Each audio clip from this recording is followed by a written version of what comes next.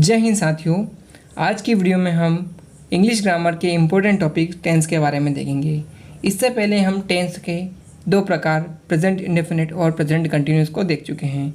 आज की वीडियो में हम प्रेजेंट परफेक्ट को देखेंगे। तो आइए बिना देरी के शुरू करते हैं। Present perfect.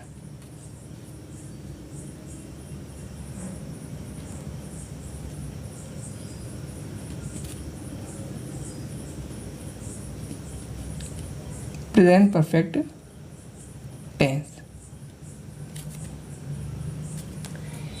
इसको हिंदी में क्या कहते हैं? इसको हिंदी में कहते हैं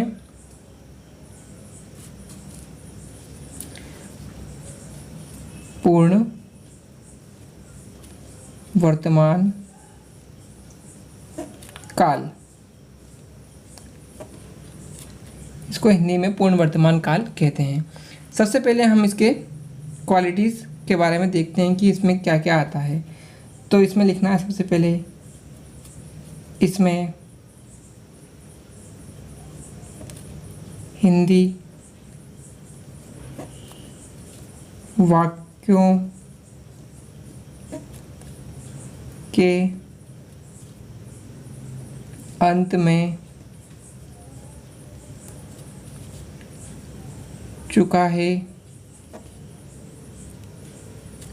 चुकी है, चुके हैं आदि वाक्य आते हैं। आदि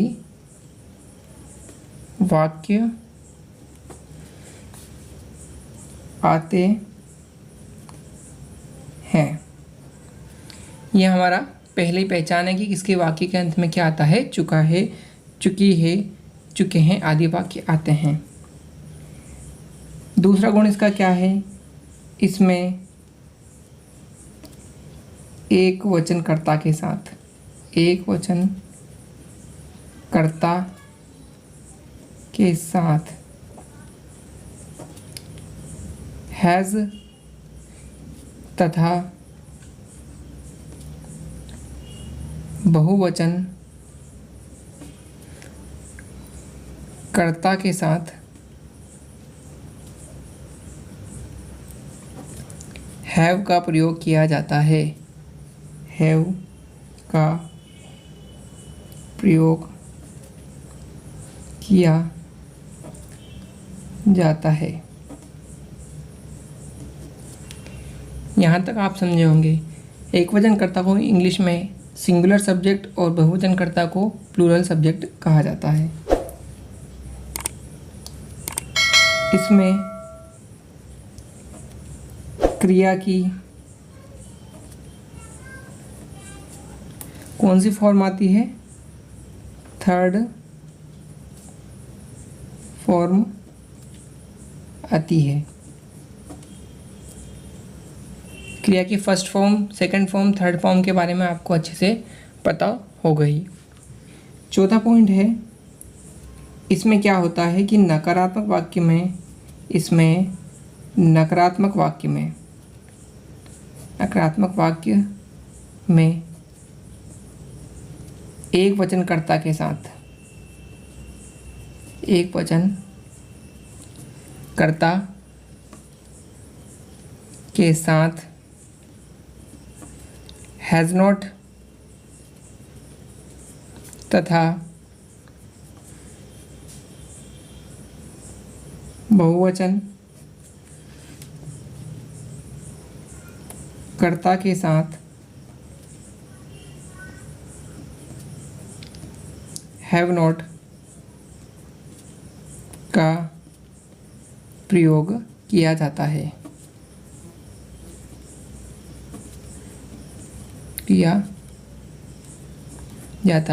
जहाँ पर भी नेगेटिव सेंस आएगा वहाँ पर यदि जो सब्जेक्ट अगर वो सिंगुलर होगा तो उसके साथ हैज़ नॉट, और यदि प्लूरल होगा तो उसके साथ हैव नॉट का हम इस्तेमाल करेंगे।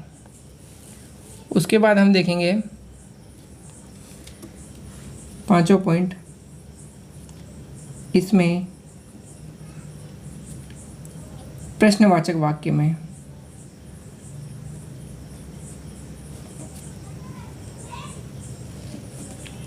इसमें प्रश्नवाचक वाक्य में एक वचन में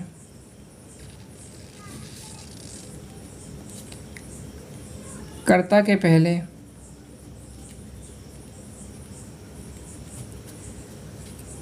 हैज़ तथा बहुवचन में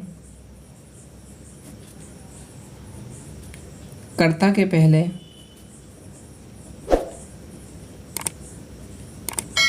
हैव का प्रयोग किया जाता है। हैव का प्रयोग किया जाता है।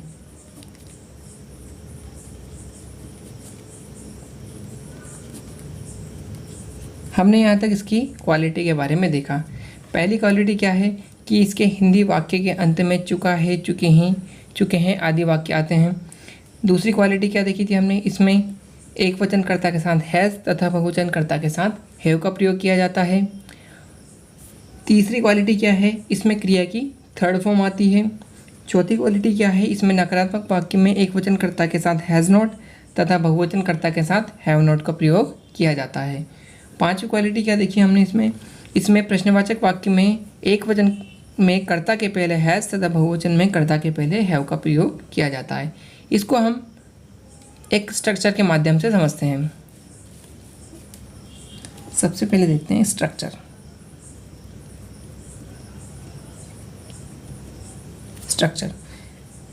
स्ट्रक्चर में जैसे कि हम बोलते हैं, सबसे पहले आता है हमारा सकारात्मक वाक्य, जिसको इंग्लिश में हम क्या बोलते हैं, एफर्मेटिव सेंटेंस। अब इसमें क्या होगा, एफर्मेटिव सेंटेंस का स्ट्रक्चर क्या होगा, सबसे पहले क्या आएगा, सब्जेक्ट आएगा, फिर हेल्पिंग वर्ब क्या रहती है हमारी, has oblique have, plus main verb की कौन सी फॉर्म आती है इसमें, third form, plus object. Object का मतलब क्या होता है, जो कर्म हमें करना होता है उसे हम क्या बोलते हैं, ऑब्जेक्ट कहते हैं। एफर्मेटिव को हिंदी में क्या बोलते हैं, सकारात्मक। नकारात्मक वाक्य में क्या होगा, नकारात्मक वाक्य को इंग्लिश में नेगेटिव बोलते हैं। नेगेटिव सेंटेंस का क्या होगा, subject plus helping verb has, have plus not plus main verb की थर्ड फॉर्म प्लस ऑब्जेक्ट। अगर नेगेटिव सेंस में कोई कर्ता यदि एक वचन होगा उसके साथ हैज़ नॉट लग जाएगा, और यदि कर्ता बहुवचन होगा तो उसके साथ हैव नॉट लग जाएगा। इसके बाद आता है प्रश्नवाचक वाक्य। प्रश्नवाचक वाक्य को इंग्लिश में बोलते हैं इंटरोगेटिव सेंटेंस।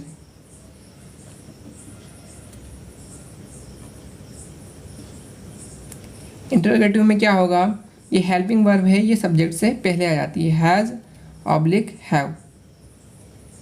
यदि कर्ता एक वचन होगा तो हैज़ आएगा, यदि कर्ता जो है बहुवचन होगा तो हैव आएगा। उसके बाद हम लिखते हैं सब्जेक्ट, फिर लिखते हैं हम मेन वर्ब की थर्ड फॉर्म, फिर लिखते हैं हम ऑब्जेक्ट, एंड मोस्ट इम्पॉर्टेंट उसके बाद लिखते हैं हम क्वेश्चन टैग लगाते हैं। ये हमारा प्रेजेंट परफेक्ट टेंस का स्ट्रक्चर होगा। इसके बाद इस टेंस को हम कुछ एग्जाम्पल के थ्रू समझते हैं। जैसे कि एग्जाम्पल हम लेते हैं, पहला एग्जाम्पल हम लेते हैं, वह घर जा चुका है। इस टेंस की पहचान क्या है कि ये प्रेजेंट परफेक्ट का है। इस टेंस के वाक्य के अंत में क्या आ रहा है, चुका है, तो हम कह सकते हैं कि ये प्रेजेंट परफेक्ट टेंस का उदाहरण है। सबसे पहले क्या आएगा यहाँ पे, सब्जेक्ट। सब्जेक्ट क्या है हमारा, ही। उसके बाद क्या आएगा, हेल्पिंग वर्ब हैज़ या फिर हैव। अब अपने को पता है ही क्या है, हमें पता है कि ही क्या है, ही एक सिंगुलर सब्जेक्ट है, तो सिंगुलर के साथ क्या लगता है, हैज़, ही हैज़। उसके बाद क्या आता है, मेन वर्ब। मेन वर्ब क्या है यहाँ पर, जाना। जाने के लिए क्या लगता है, गो।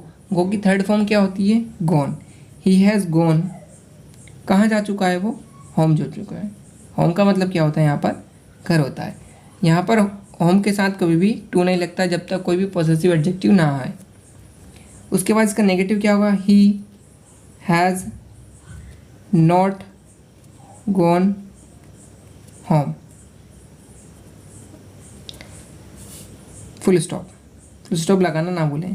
अब इसका इंटरोगेटिव सेंटेंस क्या हो जाएगा, यहाँ पे मैं एफर्मेटिव को ए लिख रहा हूँ, नेगेटिव को एन लिख रहा हूँ, इंटरोगेटिव को आई लिख रहा हूँ। इंटरोगेटिव सेंटेंस इसका क्या हो जाएगा, ये हैज़ पहले आ जाएगा, हैज़, उसके बाद क्या आता है सब्जेक्ट, सब्जेक्ट क्या है हमारा ही, उसके बाद मेन वर्ब क्या है हमारी गॉन, उसके बाद ऑब्जेक्ट क्या है हमारा होम। इस तरह हमने एग्जाम्पल के थ्रू प्रेजेंट परफेक्ट टेंस को समझा। इसके बाद हम दूसरा एग्जाम्पल देखते हैं। दूसरा एग्जाम्पल हम लिखते हैं, वे बाजार से सब्जी ला चुके हैं। यहाँ पर सेंटेंस में सब्जेक्ट क्या है, वे के लिए क्या लगता है दे। अब दे क्या है हमारा सिंगुलर है या प्लूरल है, तो हम कहेंगे ये प्लूरल है, तो इसके साथ क्या लगेगा दे हैव। लाने के लिए क्या लगता है ब्रिंग, मतलब लाना, ब्रॉट, इसकी थर्ड फॉर्म क्या होती है ब्रॉट, दे हैव ब्रॉट। क्या ला रहे हैं वो, ऑब्जेक्ट क्या है हमारा सब्जी को इंग्लिश में क्या बोलते हैं वेजिटेबल। कहाँ से ला रहे हैं मार्केट से, तो से के लिए क्या लगता है फ्रॉम, यहाँ पे क्या आ जाएगा मार्केट आ जाएगा। मैं यहाँ पे लिख देता हूँ नीचे मार्केट। यहाँ पे आप ठीक से देख सकते हैं। उसके बाद इसका नेगेटिव क्या होगा, ये तो पॉजिटिव हो गया, वे बाज़ार से सब्जी ला चुके हैं, इसका क्या बनेगा affirmative, they have brought vegetable from market. इसका नेगेटिव क्या बनेगा, they have not brought vegetable from market. ये इसका क्या बन गया, इसका नेगेटिव बन गया। इसका इंटरोगेटिव सेंटेंस क्या बनेगा, यदि हम इसका इंटरोगेटिव सेंटेंस बनाएं तो सबसे पहले आ जाएगा have they brought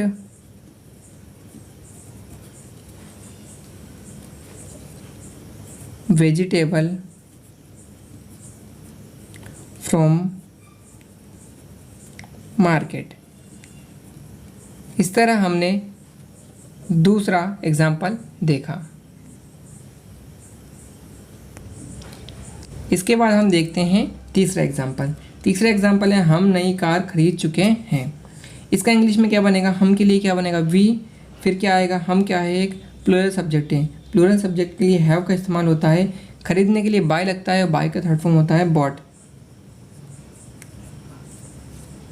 a new car, क्या खरीद चुके हैं हम, नई कार खरीद चुके हैं। यहाँ पर एक क्यों लगा, यहाँ पर हम लिख सकते हैं हम एक नई कार खरीद चुके हैं, तो एक के लिए हम ए लगा सकते हैं। उसके बाद इसका नेगेटिव क्या बनेगा, we have not bought a new car. इसका ये नेगेटिव बन जाएगा। इंटरोगेटिव सेंटेंस इसका क्या बन सकता है, have we bought a new car. ये इसका इंटरोगेटिव सेंटेंस बन जाता है। इसके बाद इसका चौथा एग्जांपल देखते हैं हम। तुम खाना खा चुके हो। इसमें तुम क्या है, तुम सब्जेक्ट है और यू क्या रहता है प्लूरल, तो प्लूरल के साथ क्या लगता है यू हैव। उसके बाद वर्ब क्या है खाना, खाने के लिए वो लगता है इट और इसका थर्ड फॉर्म होती है इटन। यू हैव इटन, क्या खा चुके हैं खाना खा चुके हैं, तो खाने को इंग्लिश में क्या बोलते हैं? फूड। इसका नेगेटिव क्या होगा? You have not eaten food. क्या नहीं खाया उन्होंने? खाना नहीं खाया। इसका इंटरोगेटिव क्या होगा?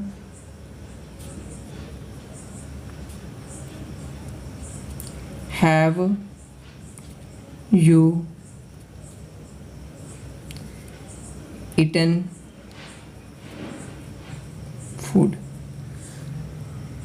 ये इसका इंटरोगेटिव सेंटेंस होगा। इसके बाद एक और एग्जांपल देखते हैं। एक और एग्जांपल में हम लिख सकते हैं अंजलि पत्र लिख चुकी है।